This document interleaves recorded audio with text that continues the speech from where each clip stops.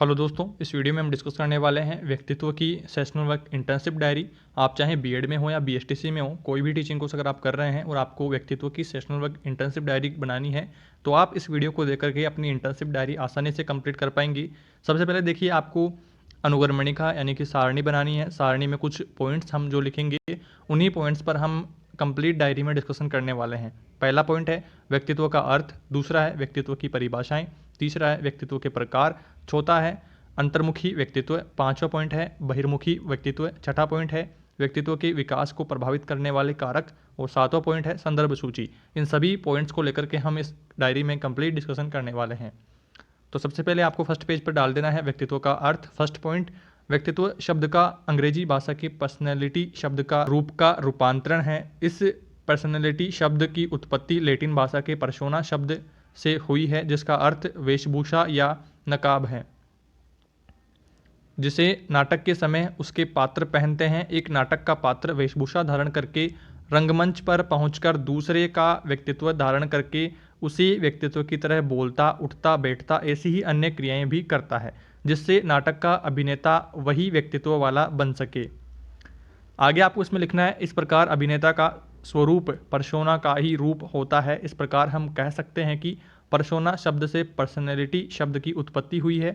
व्यक्तित्व के शाब्दिक अर्थ के अतिरिक्त कुछ अन्य दृष्टिकोण भी हैं, जिनसे व्यक्तिगत के विभिन्न पक्षों की व्याख्या होती है। ये दृष्टिकोण निम्नलिखित हैं। पहला है सामान्य दृष्टिकोण, जिसमें आपको लिखना है सामान्य दृष्टिकोण से व्यक्तित्व सर्वांगीण विकास का स्वरूप है। दूसरा है दार्शनिक दृष्टिकोण, इसमें आपको लिखना है दार्शनिक दृष्टिकोण से व्यक्तित्व संपूर्ण रूप में एक आदर्श रूप है।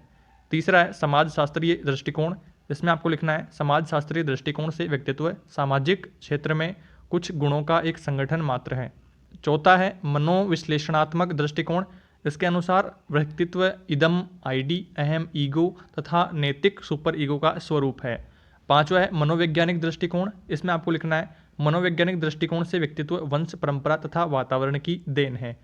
आगे आपको नेक्स्ट टॉपिक डालना है व्यक्तित्व की परिभाषाएं। तो कुछ मनोवैज्ञानिकों ने निम्न परिभाषाएं दी हैं, जिनमें पहली है ओलपोर्ट के अनुसार। इसमें आपको लिखना है व्यक्तित्व व्यक्ति में मनोदैहिक व्यवस्थाओं का संगठन है, जो वातावरण के साथ उसका अपूर्व समायोजन निर्धारित करता है। अगला है म्यूर हेड के अनुसार व्यक्तित्व में संपूर्ण विकास का समावेश होता है। व्यक्तित्व व्यक्ति के गठन, रुचि के प्रकारों, अभिवृत्तियों, व्यवहारों, क्षमताओं, योग्यताओं और प्रेरणाओं का सबसे निराला संगठन है। अगला है वर्गेश के अनुसार व्यक्तित्व उन सभी लक्षणों का योग है जो किसी व्यक्ति के समाज में कार्य तथा स्तर का निर्धारण करते हैं, अतः व्यक्तित्व को सामाजिक प्रभाविता कहा जा सकता है। अगला है मोर्टन प्रिंस के अनुसार व्यक्तित्व व्यक्ति के समस्त जन्मजात संस्कारों, आवेगों, प्रवृत्तियों, झुकावों तथा मूल प्रवृत्तियों और अनुभव के द्वारा अर्जित संस्कारों एवं प्रवृत्तियों का योग है। अगला है व्यक्तित्व के प्रकार, इसमें आपको लिखना है पहला है हिप्पोक्रेटिस के अनुसार, इसमें आपको लिखना है 4 प्रकार इन्होंने बताए हैं। पहला है मंद, धीमे तथा निर्बल व्यक्तियों के लिए, दूसरा है उदासीन, निराशावादियों के लिए, तीसरा है क्रोधी, शीघ्र क्रोधित होने वालों के लिए, और चौथा है आशावादी, आशा के साथ शीघ्र कार्य करने वाले। अगले प्रकार बताए हैं क्रेचमर ने। क्रेचमर ने 1925 में शारीरिक रचना के आधार पर व्यक्तित्व के निम्नलिखित प्रकार बताए हैं। पहला है पिकनिक प्रकार, दूसरा है एस्थेटिक प्रकार, तीसरा है एथलेटिक प्रकार, चौथा है डिस्प्लास्टिक प्रकार। अगला प्रकार बताया है सेल्डन ने। सेल्डन ने 1942 में अनेक नग्न पुरुषों के चित्रों का अध्ययन करके शारीरिक गुणों पर आधारित व्यक्तित्व के 3 प्रकार बताए हैं। पहला है गोल शरीर वाले, दूसरा है हिष्ट-पुष्ट शरीर वाले, तीसरा है शक्तिहीन शरीर वाले। अगला प्रकार बताया है युंग ने। युंग के मतानुसार सामाजिकता के गुणों के आधार पर व्यक्तित्व के 2 प्रकार बताए गए हैं, अंतर्मुखी और बहिर्मुखी। इसमें फर्स्ट आपको लिखना है अंतर्मुखी व्यक्तित्व। अंतर्मुखी व्यक्तित्व उन व्यक्तियों का होता है जो सर्वदा अपने आप में ही खोए रहते हैं। दूसरे शब्दों में ये आत्मकेंद्रित होते हैं, जिनकी परिभाषाएं, विशेषताएं जो है वो निम्नलिखित है। तो यहाँ पर पहली विशेषता है ये लज्जाशील होते हैं, कम बोलने वाले होते हैं।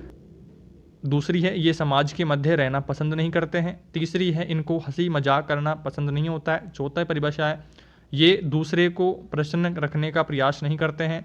पांचवा है प्राय ये व्यवहारिक जीवन में कुशल होते हैं।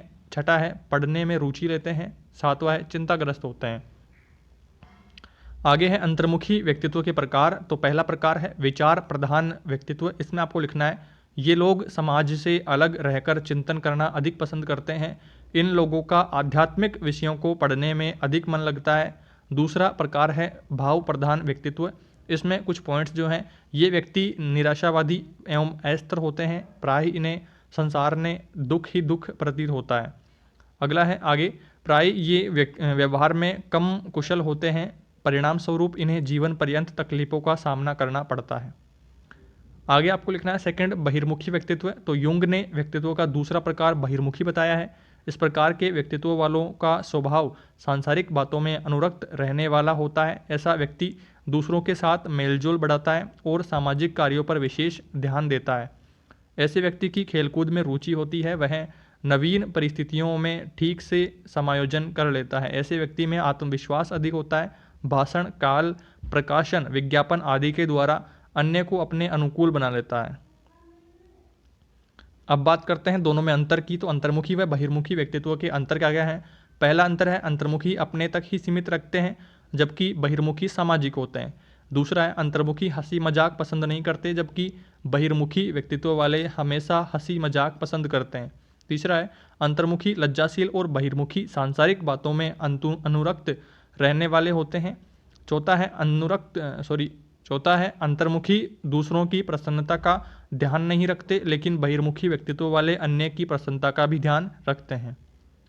आगे है व्यक्तित्व के विकास को प्रभावित करने वाले कारक। तो 3 कारक हैं मेन। पहला है वंशानुक्रम, दूसरा है पर्यावरणीय, तीसरा है मनोवैज्ञानिक। पहला है वंशानुक्रम का कारक, जिसमें आपको लिखना है व्यक्तित्व के विकास में वंशानुक्रम से प्राप्त निम्नलिखित घटकों का प्रभाव पड़ता है। पहला है प्राणी विहीन ग्रंथियां। तो इसमें कुछ ग्रंथियां जो महत्वपूर्ण है वो है, पहली गल ग्रंथि, दूसरी है उपगल ग्रंथि, तीसरी है पोष ग्रंथि, चौथी है उपवक्र ग्रंथि, उपवृक्क ग्रंथि, पांचवी है यौन ग्रंथियां, और अगला है यहाँ पर शारीरिक रचना तथा स्वास्थ्य। सी है स्नायु मंडल, और डी यहाँ पर आपको लिखना है मूल प्रवृत्तियाँ अथवा प्रेरक, और आगे आपको लिखना है कुछ अन्य शक्तियाँ, जिनमें पहली शक्ति है बुद्धि, दूसरी है परिक्षेप क्रियाएं, तीसरी है क्षमता तथा चौथी है आंतरिक भाव। इतना सब कर देने के बाद आपको नेक्स्ट लिखना है सेकंड पॉइंट पर्यावरणीय कारक, और पहला पर्यावरणीय कारक है भौतिक पर्यावरणीय कारक। इसमें आपको लिखना है व्यक्ति के व्यक्तित्व के विकास में भौतिक पर्यावरण का भी बहुत बड़ा प्रभाव पड़ता है। जिस जगह की प्रकृति संपन्न एवं जलवायु ठंडी होती है, वहाँ के लोग सुंदर, स्वस्थ, परिश्रमी एवं बुद्धिमान होते हैं। इसके विपरीत जहाँ पर आवश्यकता से अधिक गर्मी पड़ती है, वहाँ के लोग अस्वस्थ, आलसी, काले एवं अबुद्धिमान होते हैं।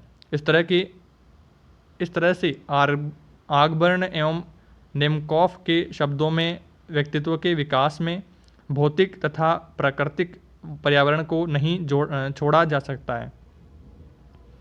सेकंड आपको लिखना है सामाजिक पर्यावरण का कारक। तो व्यक्तित्व को प्रभावित करने वाले सामाजिक पर्यावरणीय घटक निम्न है। पहला है माता पिता का प्रभाव, दूसरा है पारिवारिक संबंध, तीसरा है पड़ोसी, चौथा है इकलौता बालक, और पांचवा है बालक का अपने गिरोह में कार्य, और छठा है विद्यालय। अगला टॉपिक यहाँ पर आपको डालना है लास्ट टॉपिक संदर्भ सूची, जिसमें आपको जो किताब के जो इस व्यक्तित्व टॉपिक के लेखन करता है उनके आपको नाम लिखना है। डॉक्टर हनुमान शाही शर्मा, डॉक्टर सुषमा तलेश्रा और डॉक्टर जेहरा बानू, इनके बारे में आपको वीडियो पोस्ट करके लिख देना है। और इस तरह से आपकी ये सेशनल वर्क की व्यक्तित्व इंटर्नशिप डायरी कंप्लीट होती है। आई होप आपके सारे डाउट्स इस वीडियो में क्लियर हुए होंगे। फिर भी दोस्तों इससे रिलेटेड आपके कोई भी डाउट्स रहते हैं कमेंट बॉक्स में आपको जरूर बताना है, और इसी तरह के और इन्फॉर्मेटिव वीडियोस के लिए चैनल को सब्सक्राइब जरूर से कर लेना है। और इसी तरह की जो और इंटर्नशिप डायरियाँ हैं उनकी प्लेलिस्ट के लिंक मैंने डिस्क्रिप्शन में डाल दिया है, जहाँ से आप अपनी सभी प्रकार की इंटर्नशिप डायरियों को आसानी से कंप्लीट कर पाएंगे। Thank you.